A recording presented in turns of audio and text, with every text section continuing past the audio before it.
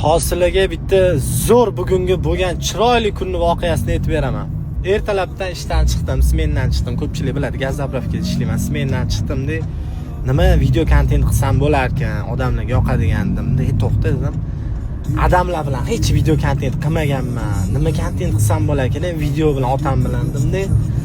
O'ylanib keldim, ishdan kelguncha o'ylanib keldim. 1 soatdan shu mana qilsam, bunaqa qilsam bu joy zo'r bo'ladi deb rosa ideya qildim. Bo'ldi, mana shu narsani zo'r kontent qilsam bo'lar ekan. Zo'r bo'lar ekan dedim-da. Keyin juma vaqti bo'ldi. Shundoq jumaga chiqsam, ne ko'z bilan ko'rayki, adam bilan bitta joyga chiqib qo'yganmiz, bitta masjidga chiqib qo'yganmiz jumaga.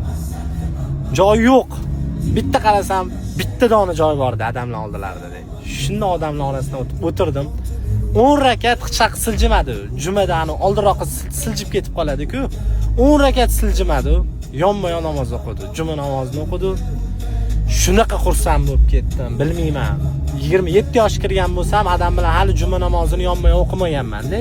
Hayit namozida o'qiganmiz. Kunni o'ta chiroyli voqeasi bo'ldi-da. Ha dedim, Xudoni tayinlab qo'ygan sovg'asi baribir ham bizanikidan zo'r bo'lar ekan dedim-da. Ana senga kontent dedim-da. Bugun kun uchun rosa xursand bo'ldim. O'shaning uchun ertalabdan har doim yaxshi niyat qilsanglar, yaxshi narsalarni o'ylasanglar, Xudo sizlarni faqatgina yaxshi inson bilan uchrashtiradi.